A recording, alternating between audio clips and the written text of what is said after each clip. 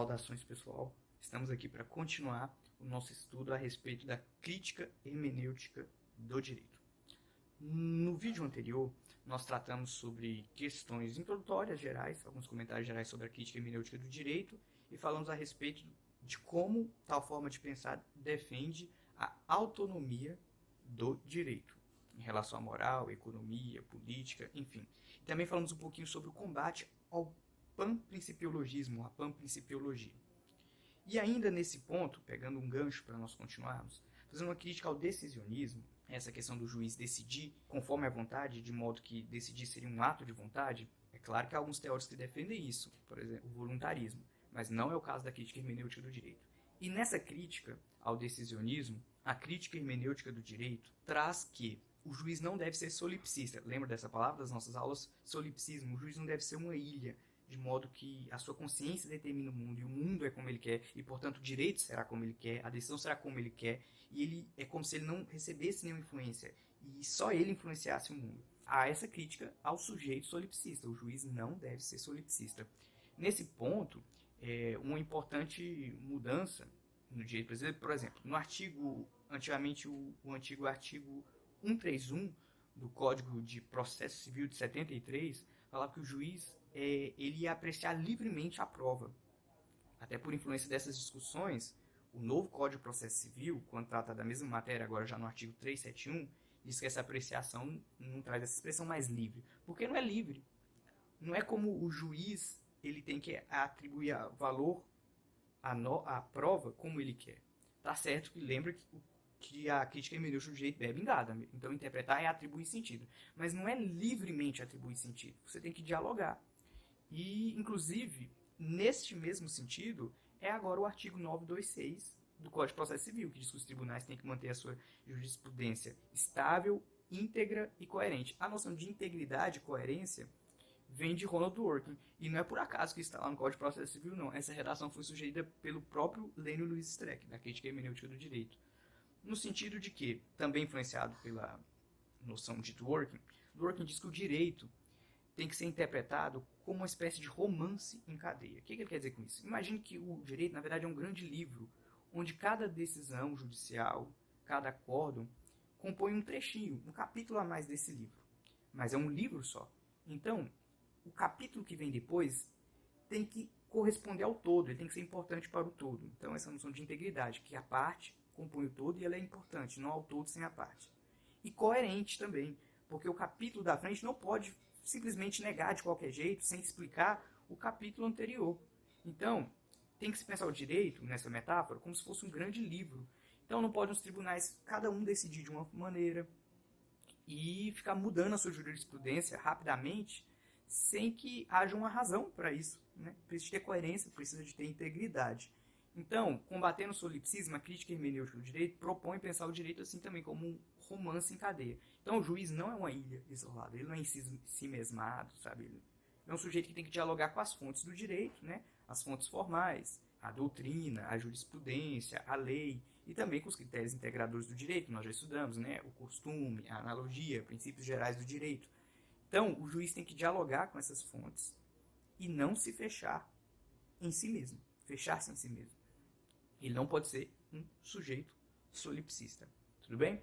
Então, imagine sempre isso, que o direito é uma grande obra coletiva. Cada ato do Poder Judiciário é um capítulo dessa grande obra. Prosseguindo, vamos agora falar a respeito do que no pensamento da crítica hermenêutica do direito fala assim, senso comum dos teóricos do direito ou dos juristas.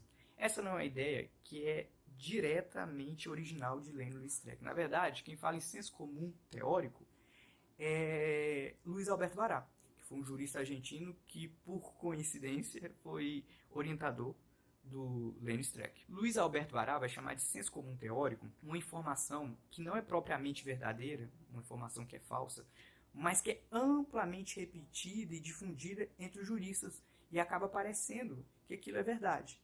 Então é um senso comum, só que de um campo, do campo jurídico, senso comum dos teóricos do direito. E isso acontece mesmo nas universidades, quando ficam se repetindo informações que são facilmente assimiláveis, mas não são propriamente verdade. Vou dar um exemplo aqui para vocês. É comum que se identifique que todo positivista é legalista.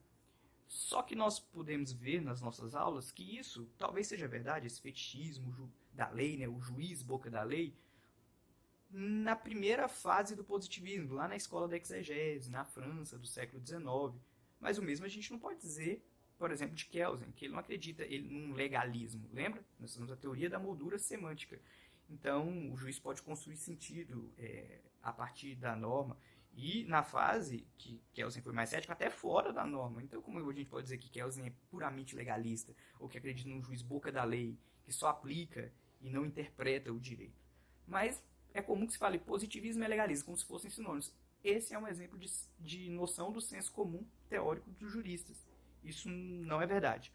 E isso acontece, segundo Landstreck, aí ele cita um autor alemão chamado Bernd Ritter, que, salvo engano, ele era até da Suprema Corte alemã, que é a noção de ausência de constrangimento epistemológico ou ausência de constrangimento epistêmico. Varia. O que isso quer dizer? É quase como se fosse uma falta de vergonha na cara teórica. Como? E aí a crítica se direciona à doutrina. A doutrina não tem corrigido, tratado tecnicamente dos temas dos direitos. Os operadores do direito e os aplicadores do direito começam a não ter constrangimento nenhum em decidir contra o direito. Decidir só de acordo com a sua moral, ou decidir só de acordo com política, porque ele sabe que não vai ser constrangido, ele não vai ser criticado. E nesse sentido, Landstreck convida a doutrina a voltar a doutrinar. Porque o que ele diz? Ele diz que, ultimamente, a doutrina jurídica no Brasil, e aí também tem um gancho para a crítica do ensino, como nós estamos tendo ensino jurídico nas faculdades de direito ou nos cursinhos, ficou um ensino que favorece essa falta de constrangimento. Por quê? Porque em vez de ensinar as técnicas, o que é técnico, o que é correto, a doutrina, as faculdades, os cursos estão, na verdade, não mais criticando a posição ou as sentenças, as decisões, mas apenas reproduzindo. Então, é nesse sentido que surgem doutrinas que são basicamente lei comentada e comentários às decisões judiciais. Então, em vez da doutrina doutrinar as decisões estão doutrinando a doutrina.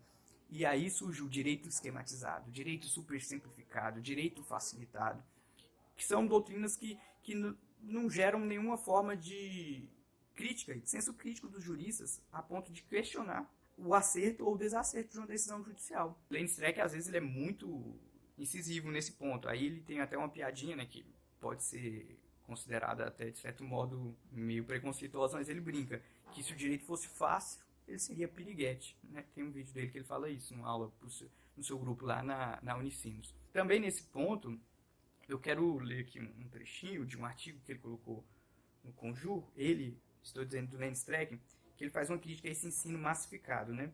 Olha o que ele fala. A pergunta que faço é: alguém se operaria com um médico que escrevesse um livro chamado Cirurgia Cardíaca Simplificada? Ou o ABC da operação do cérebro? Se a resposta for não, então, repergunto. Por qual razão, no campo jurídico, o uso desse tipo de material é cada vez mais recorrente?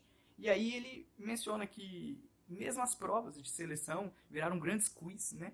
As provas do exame da OAB, os concursos públicos, que não exigem esse senso crítico dos juristas. E, portanto, as informações ficam rasas. Eu tive um professor no mestrado, o Leonardo Buisso, ele gostava de brincar, citando outro professor, agora eu não lembro exatamente quem que é o autor da frase, mas que dizia que para cada problema complexo existe uma resposta simples e errada. Então, o direito é complexo, o direito envolve técnica, o direito envolve tradição, envolve historicidade. Então, lidar com termos jurídicos, com questões jurídicas, também é complexo. Então, se você simplifica muito o direito, você abre espaço para essas respostas mais empobrecidas, e aqueles que estão dando essas respostas mais empobrecidas não vão se sentir constrangidos. Não vai ter constrangimento epistêmico, porque não tem a doutrina trabalhando, não tem as universidades trabalhando em criticar, não há material. Então, é esse o sentido de senso comum dos teóricos que gera a ausência de constrangimento epistêmico. Então, nós vemos aí que o Landstreck pega um pouquinho de cada pensador para chegar nessa noção e fazer essa crítica ao ensino jurídico hoje no Brasil. Então, isso é outro ponto importante da crítica hermenêutica do direito. Resta falar ainda sobre como a teoria do a crítica hermenêutica do direito tenta propor uma teoria da decisão. Então, isso nós vamos ver de maneira mais calma em um próximo vídeo. Até mais.